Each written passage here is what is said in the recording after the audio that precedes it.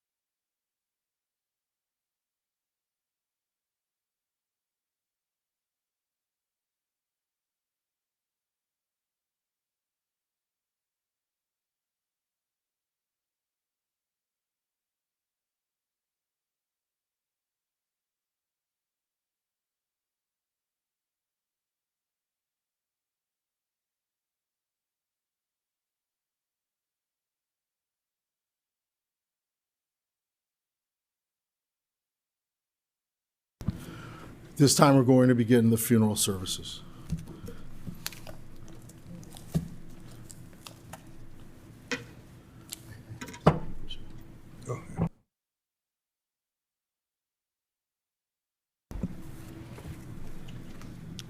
Our Jewish funeral service begins with the Kriya, or tearing the black ribbon.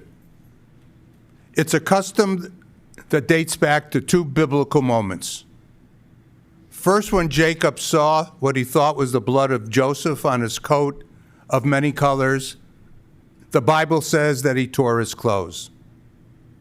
And then many years later, when King David learned that his eldest son, Avshalom, had been killed, in his grief he fell to the floor and also tore his clothes. So this expression of tearing has been part of our Jewish funeral service now for over 3,000 years. And the external tearing has come to symbolize the broken fabric and the broken hearts in our lives.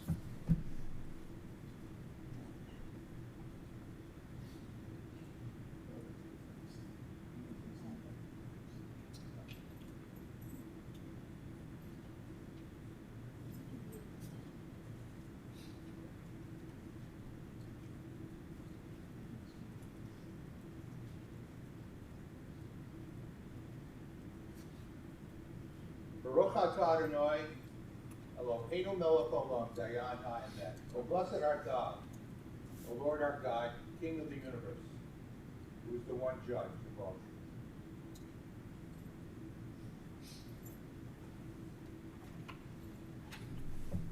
truth. At the end of life, I think the measure of success is not how much you've got, but how much you've given. Not how much you've earned, but how much you have returned.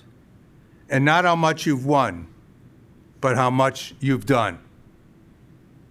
Susan Lee Levinson Mednick, Saralea Bat Mendel Vishoshana, gave, she returned, and she did for so many. She is gone, and you can shed tears that she is gone, or you can smile because she has lived. You can close your eyes and pray that she will come back, or you can open your eyes and see all that she has left. Your heart can be empty because you can't see her, or you can be full of the love that you shared. You can turn your back on tomorrow and live yesterday, or you can be happy for tomorrow because of yesterday. You can remember her and only that she is gone, or you can cherish her memory and let it live on. You can cry and close your mind and be empty and turn your back. Or you could do what she would want, smile, open your eyes, love, and go on. At times like this, words fail us. And so we turn to our Psalms, and if you can, in your booklets, please join me in the 23rd Psalm.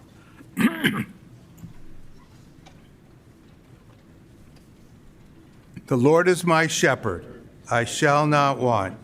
He makes me to lie down in green pastures. He leads me beside the still waters. He restores my soul. He leads me in the righteousness. Yea, though I walk through the valley of the shadow of death, I will fear no evil, for thou art with me. Thy rod and thy staff, they comfort me. Thou preparest a table before me in the presence of mine enemies. Thou anoints my head with oil, and my cup runs over. Mercy shall follow me all the days of my life, and I shall dwell in the house of the Lord forever. Eshet Chayil Miyimsa. This is Proverbs 31. A woman of valor, who can find? She is more precious than fine pearls. She perceives that her labor is rewarding and her candle burns on into the night. She reaches out to those in need, and she extends her hands to the poor. She is clothed in strength and dignity, and she faces the future cheerfully. She speaks with wisdom. The law of kindness is on her lips. Her family rise up, and they bless her, and they sing her praises. Many daughters have done valiantly, but you excel them all. A life well lived cannot be diminished by death. The beauty, the guidance, and the inspiration it gave us will shine on as brightly as ever. Death leaves a heartache no one can heal, but life leaves a memory no one can steal. There is a beautiful line in the play Wicked that I think has impact for our service today. I know we are who we are today because we knew you. And because we knew you, we are changed forever.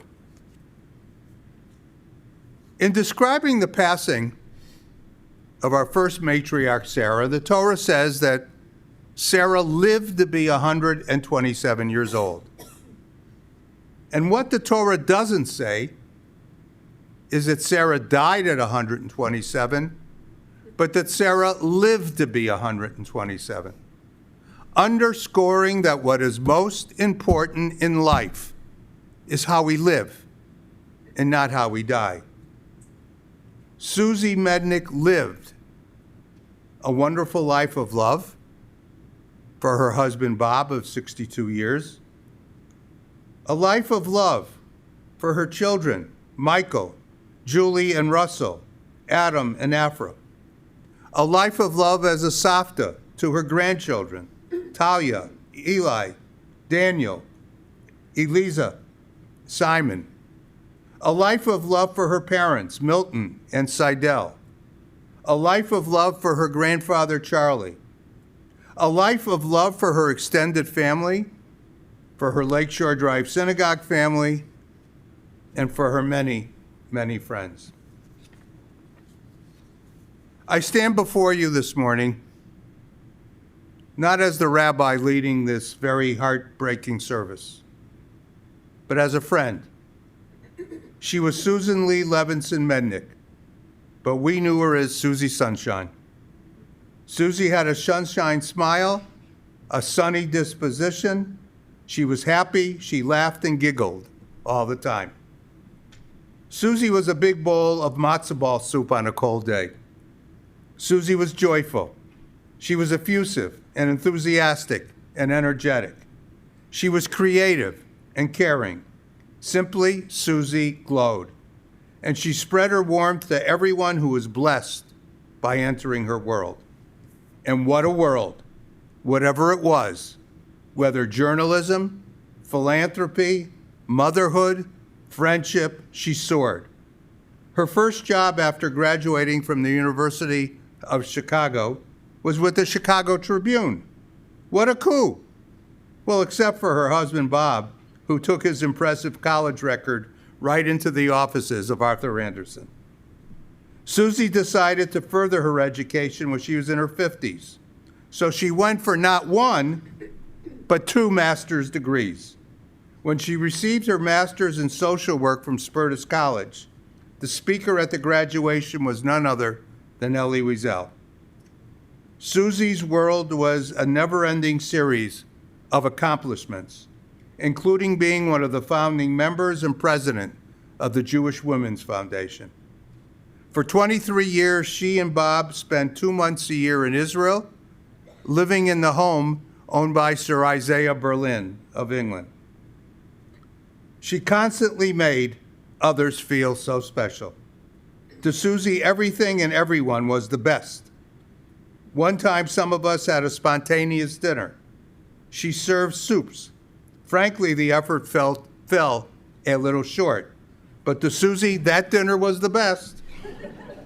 Michael, Julie, and Adam underscored that their mother had the most positive attitude of anyone. It was in her DNA. And as Julie wrote me in a recent email, my mother was the most incredible woman I will ever meet. Our tradition teaches us that when we pass on, we leave behind only 2 things. And they are 2 Hebrew words that not only sound alike, but they come from the same root. One is Yerusha, and the other is Morasha. Now, Yerusha are your material assets. They're your bank accounts, or your real estate holdings, or your stocks and bonds. But Morasha is the essence of who you are the characteristics about yourself that you leave behind for family and friends who love you and who will miss you. I don't know, nor do I care to know, what Susie's Yerusha was. But as a blessed friend, I can tell you what her Morasha was. It was an unconditional love for her family. It was a reaching out and caring for others. And it was a zest for life. You know, we're all familiar with the first words of the Bible. Let there be light, and there was light. But it wasn't until day 4 that God creates the sun and the moon. So if God creates the sun and the moon on day 4, what was this light that the Bible was talking about? So I believe that light was a spiritual light, was the light of God. And since the world wasn't complete, God put that light into each and every one of us. And when we lead good lives, and when we care for others, that light shines forth and makes this world better. Every single person here knew that Susie had that light. And when it shone forth and hit you, it inspired you to do better, to be better. Remarkably, on the long drive up from the city today, and it was long, 2 songs came over the radio that touched me very deeply for this service today. The first was a hit song by James Taylor, How Sweet It Is to Being Loved by You. Bob, Michael, Julie, Adam, how sweet it was to being loved by Mom. And the second was a 1960s hit song by Burt Bacharach and Hal David, and sung by Dionne Warwick. Always something there to remind me. Each of you, each of us, will always have something there to remind us of Susie. For as the song concluded, for how can I forget you when there is always something there to remind me? I was born to love you, and I will never be free because you'll always be a part of me. You are an incredible family. And I want to share with you the words of a friend, Father Michael Judge. Father Judge was the chief chaplain to the New York City Fire Department, and he perished on 9/11 saving lives. And before he died, he wrote a letter to his friends, and he said to us, hang on to your memories, hang on to your moments, and hang on to each other. Hang on to your memories of Susie, Mom. Hang on to the precious moments that you spent with her. But if I could take a little rabbinic privilege, I believe the most important gift you can give to your mother is to hang on to each other. Bob, Michael, Julie, Adam, you gave your mother love, respect, and care. You helped her to have a wonderful life until the end. May the happy memories you shared throughout her life be the way that you remember her. And may those memories keep you smiling, and may time heal your sadness with deep sorrow and love. Amen. It's now my honor to call upon Michael and Julie and Adam to share some memories and thoughts with us.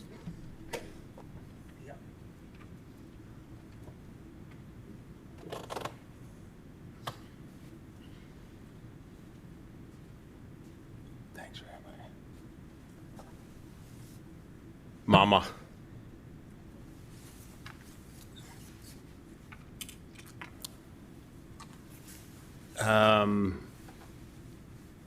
I wrote a bunch of pages Saturday night, sitting with my brother and sister and father and you, and I didn't bring them.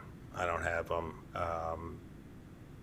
but like the rabbi just said, my entire life, it's people, like everybody loves my parents, and everybody in the last few days coming up to us, my dad and I, and my family, like everybody, how much they love my mother.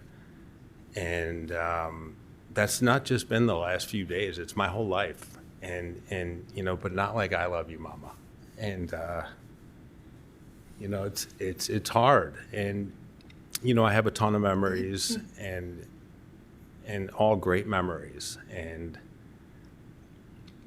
But the most recent, are their trips to Mexico to see me. Walking in the park with my mom last year, the year before, and buying her an ice cream cone. And she was like, take my picture. It was like, okay.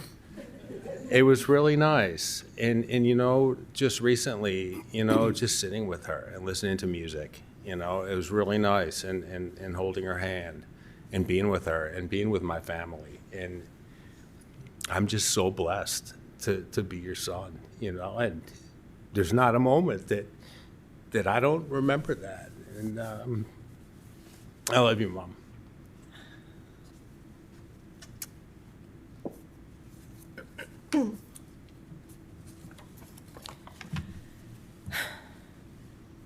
Well, it goes without saying that our hearts are broken, but I'm going to try for this moment just to smile, as my mom always did. Rabbi Abraham Joshua Heschel said, "Our goal should be to live life in radical amazement. Get up in the morning and look at the world in a way that takes nothing for granted. Everything is phenomenal, everything is incredible, Never treat life casually. To be spiritual is to be amazed. My mom was truly amazed by this big, beautiful world, and she blessed it with her magnificent presence. I'd like to begin precisely in the way my mom taught me, by doing hakarat hatov, recognizing the good, pausing to say thank you. Thank you, God, for your abundant blessings and miracles. Thank you for my mother, Susan Lee. Thank you, Dad, for loving Mom so deeply, for your devotion to her, always standing by her side. And thank you all for showing up today. I know my mom would have enjoyed this view and seeing all of your beautiful faces. And finally, thank you to the loving Journey Care Hospice staff and to May and Norma, our angels on earth who gave my mom exactly what she wanted, dignity until the end. My mother, my very first teacher in life. How do I express what I've learned from watching her, listening to her, seeing how she floated through life with such ease and confidence, always noticing and appreciating the beauty in the world? She touched the lives of everyone she came into contact with by engaging them in conversation. Her family and friends, strangers, the checker at the grocery store whom she greeted by name, always, the homeless person on the street, all people, all people. I watched, I listened, and I learned. Mom, I imagine myself as a newborn baby seeing your face for the very first time and hearing your voice speak to me. The corners of your lips that were always raised to form the broadest of smiles. Hearing your melodic, sing-songy voice filled with laughter and joy. My mother was pure sunshine and light, and she was smart, quick, opinionated, and tough, with strong convictions and clear-sightedness, a free spirit who denounced structure, embraced change and adventure, and openly welcomed creative chaos in a good way. As I grew older, I continued to watch her and learn. I learned how to question. My mom was a brilliant reporter, and curiosity and inquisitiveness flowed naturally from her. She loved people, listening to them and learning from them, always questioning, wanting to know more, eager to grow. The perpetual student who loved to learn, my mom received 2 master's degrees later in life, one in Jewish studies and the other in social work. She enjoyed nothing more than learning except perhaps a root beer float, reading a great book, or driving around Highland Park in her sky blue Firebird, a Cubs game, or a perfect day at the beach ending with a spectacular sunset. Mom, you are the most colorful person I have ever and will ever know. Like a rainbow, God's reminder of the covenant. When I see one in the sky, I will gaze upward and always think of you and the beautiful color you added to this world, to my life, to Dad, to our whole family, and all who were blessed to know you. I'm certain your magnificent light will continue to shine brightly forever. And when my heart aches for you, I will look for signs of your soul reaching out toward mine. And I will find you and hold you close forever.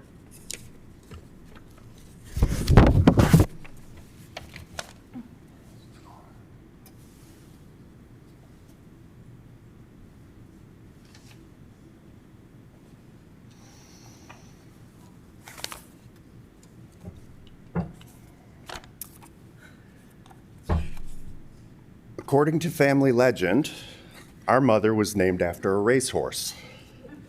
The horse, Susan Lee, was a long shot that our grandma Sydell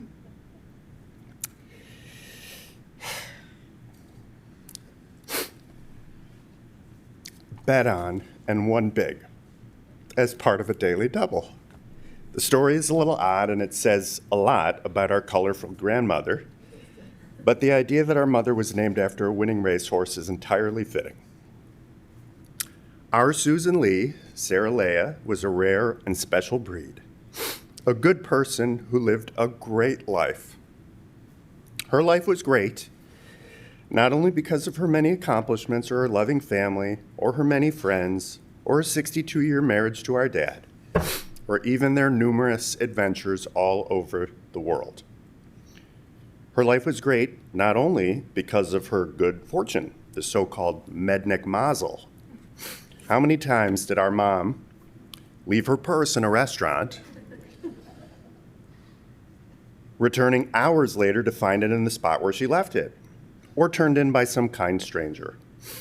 How many days did she and our dad leave the door unlocked and not get robbed? I believe the answer is all of them, but maybe all but one. But these metrics pale in comparison to what truly made our mother's life great. She actually, perceptively, made the world a better place for herself and for everyone she encountered. Every day, one person, one interaction at a time. Susie was a ray of sunshine, but we'd be remiss if we didn't talk about Susan the Brave. Truly, our mother was one of the toughest, maybe the toughest, and most courageous people I've ever known. For example, whenever she had a cavity, she had a dentist drill it without Novocaine. And she did it more than once. I mean, I don't like Novocaine either, but think of the bravery that would take. Many of you heard that our mom learned to fly when she was a teenager. Teenager or not, to most people, the thought of just flying in a single-engine propeller plane is scary. Now imagine yourself piloting that plane by yourself, alone. Fast forward 30-some years to when I was a teenager. Mom picks me up from freshman baseball practice. I'm visibly downcast as we drive away. What happened? Well, the different drills had been run at stations spread out across a large sports complex. At one of those stations, some player or players decided to use my freshman soccer jacket, which clearly had Mednick embroidered on the front, as a makeshift base. After practice, I found my jacket lying in the grass, trampled on by dirty cleats. After explaining this, our mother turned to me and said, and this is a direct quote, "Let's go back there and kick their asses." I really believe she was ready to turn around. Luckily for me, and for those guys, whoever they were, practice was over and everyone had gone home. And so we went instead for ice cream, and Mom soothed my hurt feelings.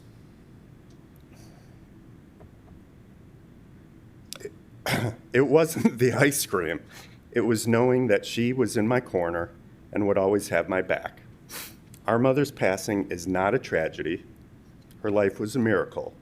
Susan Lee won the race of life and made us, all of us, winners too.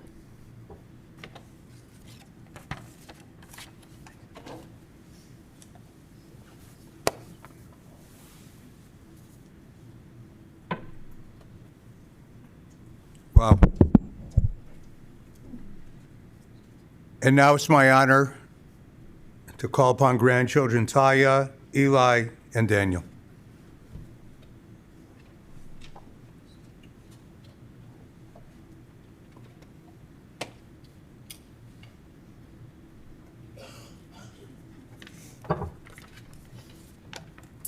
I knew someone would have the same beginning as me, so Uncle Adam, we're thinking alike. But my favorite thing, not my favorite thing, one of the things I loved about Safta was that she was named after a winning racehorse. And that's no surprise because she was the luckiest person I've ever known. Safta was fabulous. She didn't always play by the rules, but she just had a way of things working out for her. She did what she wanted, when she wanted, with a smile. If she didn't want to wait in line, she walked right up to the front and right in through the door, and it always worked. So really, what is luck? Maybe it's just acting like you've already won. When I was younger, we went to Israel a couple times to visit my Baba and Savta. And one of my favorite nights was one time in the middle of the night, I climbed down the ladder of the little loft bedroom where I was staying for a glass of water. And I found her in the kitchen at like 2 a.m. reading at the table, and just looked up from her book and said, "Let's go on a walk." So knowing Savta, the suggestion of a 2 a.m. walk is no surprise. She was relentlessly up for an adventure and knew how to enjoy every moment of a lifetime. So before I even had the chance to change out of my pajamas, we were out the door walking down the streets until we saw a pack of Orthodox Jews that looked like they had somewhere to be at 2 a.m. So naturally, she turned to me and said, "Let's follow them." So the next thing we knew, we were at the Western Wall in the middle of the night in my pajamas, stars in the sky, writing notes on the surface of some old man's back with pen and paper borrowed from someone she made friends with next to us. And it was one of the best nights. I've grown up coveting Savta's lust for adventure, and I'm so incredibly proud to be like her in so many ways. I've turned to her hundreds of times, joking but not joking, that she's my favorite person and we're exactly the same. The same passion for the city, the same love of reading and writing, the same taste of eating the most delectable foods, the same ability to be amazing at everything we do, and the same love for living life. And though it's true that we're cut from the same cloth, she was the one who taught me to soak up every minute and do whatever you want, whenever you want.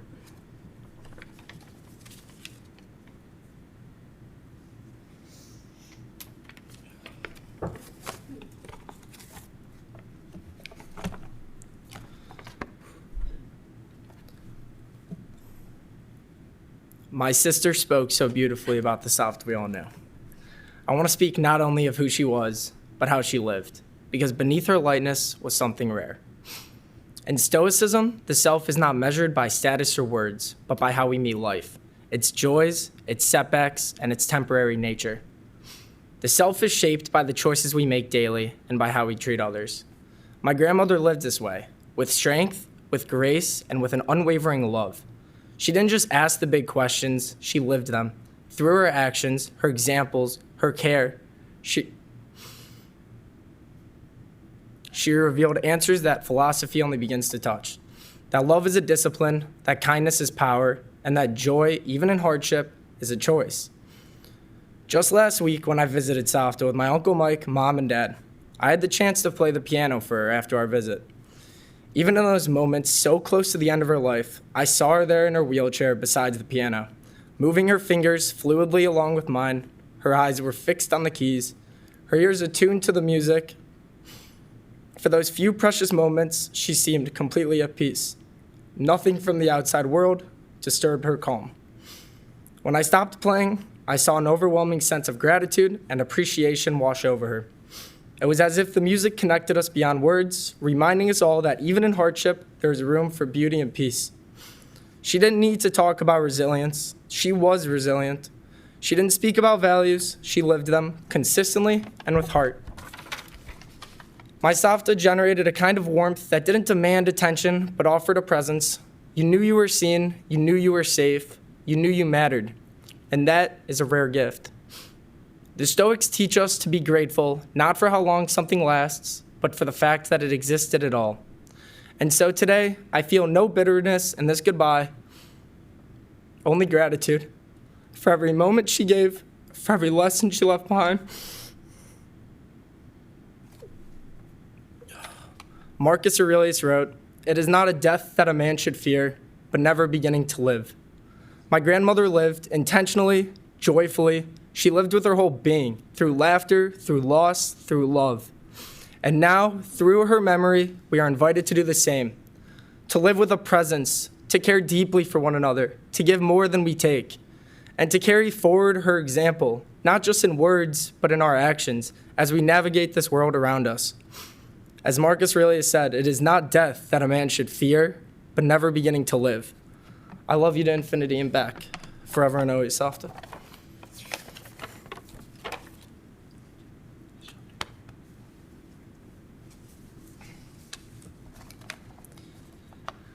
Something my Savta truly excelled at and did not pass down to me was her exceptional writing ability. If I had to guess, Talia inherited most of that. And maybe Daniel too. As many of you know, my Savta was a respected journalist, and she had a unique talent in telling stories that drew people in. I've read some of her columns myself and continue to be impressed by how powerful her words feel. Her voice through writing continues to leave a lasting impression. But there is so much more I admire about my Savta beyond her writing. I could speak about many things: her bright and somehow always trendy fashion choices, her deep love for Judaism and Israel, and her refusal to take no for an answer. That last one led to more than a few funny moments over the years. More than anything, though, what I'll carry with me about my Savta is how she could light up a room. Her smile and bright positivity were contagious. I can't tell you how many times I've seen my Savta scratched up from a fall, yet still beaming and still positive. Just a few days ago, I was scrolling through my phone, looking at old photos, and came across a text from 2018. She had sent me a close-up picture of her clearly very scuffed up nose with a message that read, "Hi, happy Halloween, see you tomorrow, Shabbat Shalom, and love you." No matter what life threw at her, she took it head on and threw twice as much positivity and kindness back into the world. That kindness was felt by all of us, her family, her friends, her community, everyone here today. My Savta was a remarkable person, and I feel so lucky to have had her in my life. We all know how special she was. As her grandchildren, we were incredibly fortunate not just to have her and my Bubba in our lives, but to have them actively cheering us on, usually not so quietly from the sidelines. They were always there for big milestones, like graduations and bar and bat mitzvahs, and the small ones too, like sporting events and birthdays, and we couldn't be more grateful.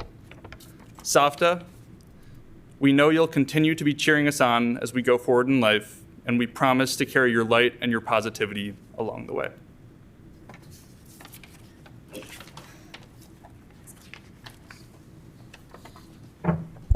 Thank you. And now it's my honor to call upon Eliza and Simon.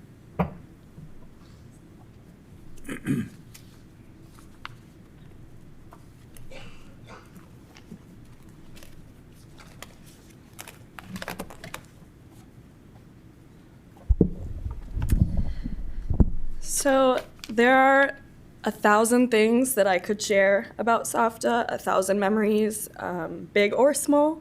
But I wanted to talk about a more recent favorite memory of mine.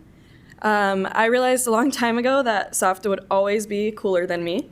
From the items that she curated from her home and in her wardrobe, to the art, books, and music that she liked, to the many exciting adventures that she went on. But really, what made her the coolest was how she was on the inside. As everybody has already reiterated, she was effortlessly positive, always funny, very smart, and exceptionally compassionate. She would smile at strangers and often strike up a conversation with them, and I have always been in awe of the impact she had on so many different people. So about 2 years ago, in June, me and my friends got tickets to see Taylor Swift in Chicago, and Bubba and Savta so generously and bravely let 4 teenage girls sleep over at their apartment. And we spent only about an hour with Savta because of all the festivities going to the concert kind of kept us busy. But my friends were genuinely obsessed with her, from her stylish apartment to her unwavering kindness that she showed to me, and how much she loved me in front of them, but also to them. They were impressed with all of the travel memorabilia around the apartment, the artwork, the way that it was decorated, and all the stories from Savta that she told. And they just kept reminding me how cool my grandma is, which again affirmed my suspicions that she would always be cooler than me. And despite trying to take an Uber to the concert, of course, Bubba and Savta insisted on driving us, even though we were like, we know you don't want to go into that crazy traffic. They insisted, which was very, very kind, and is a true mark of their selfless characters and their undying love for us as grandchildren. As we were driving, Savta was really, really excited to see all of the creative outfits that concert goers had chosen, which were often very sparkly, colorful, and bold, which were very reflective of her as a person. And anyone we came in contact with she was very enthusiastic to talk to about the concert and the clothes and whatever else came to mind. She was, however, most excited to spend time with my friends, and we had a lovely time together in the back of the car as we drove through the crazy Chicago traffic, talking about anything and everything. And I remember feeling such pride that my friends got to spend time with her and see her act with such joy and grace towards everyone. And my favorite part of this story, and the reason I chose to share it today, is that my friends still talk about my awesome grandma 2 years later. And to me, this really shows who she was as a person, someone whose light shone so bright and really touched everyone around her. There really aren't enough words to describe Safta, and positive and joyful are accurate, but I think not quite enough. But I can say without question that I'm very proud to have loved someone who had such an impact on everyone she met. And I'm definitely reminded when people who only knew her for 1 hour talk about her so fondly. I am very lucky and very grateful to have been impacted by someone like her. And while nobody could ever live up to the kind of person she was, I hope to take as much of her coolness with me as I can.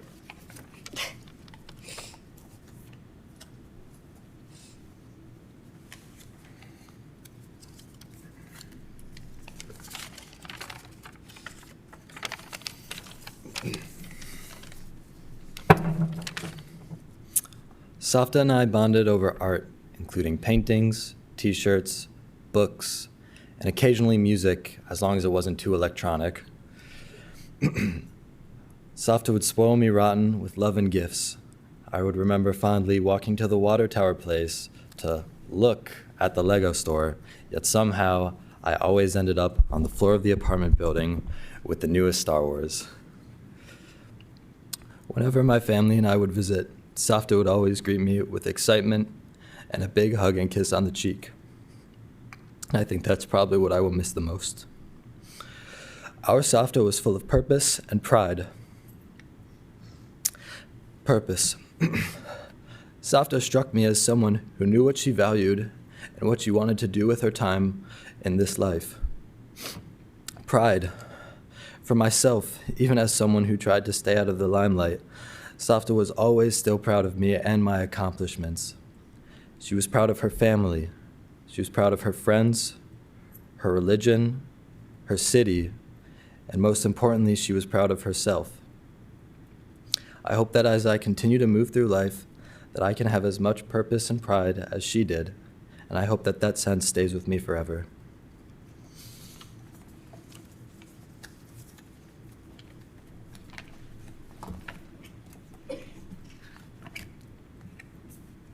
Wow.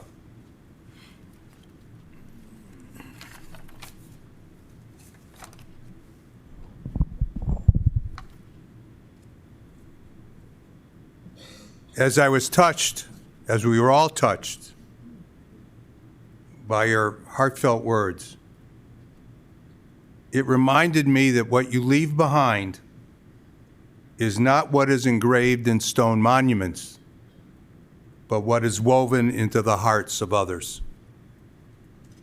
Susie will always be woven into our hearts.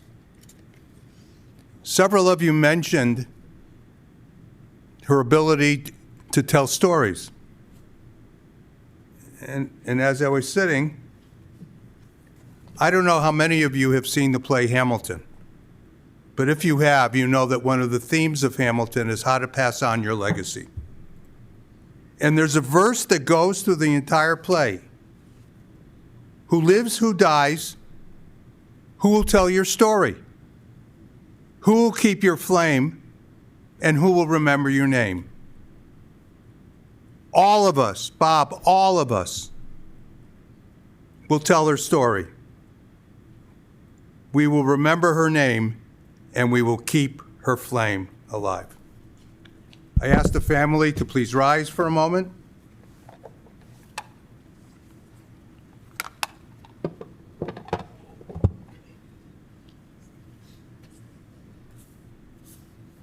El Mole Rachamim Shochem Bam Romim, Hamitzei Menucha Nechona Tachat Kanfei HaShechina, B'ma'alot Kedoshim U'Tohorim Kezohar Harakia Masirim Et Nishmat Saraleya Bat Mendel V'Shoshana Shalachali Olamo.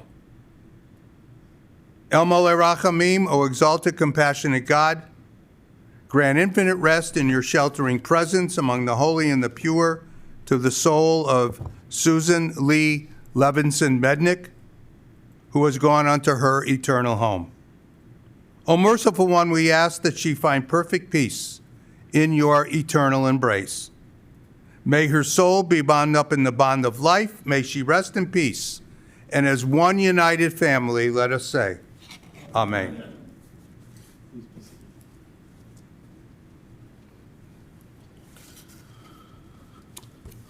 Ladies and gentlemen, the interment service will continue at Shalom Memorial Park Cemetery, located at 1700 West Rand Road in Arlington Heights.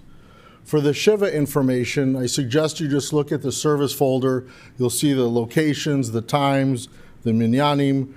So please just look at that, and I think it'll explain everything very clearly. Memorial contributions to the Jewish Women's Foundation of Metropolitan Chicago, or the Chicago Jewish Day School, that would be appreciated.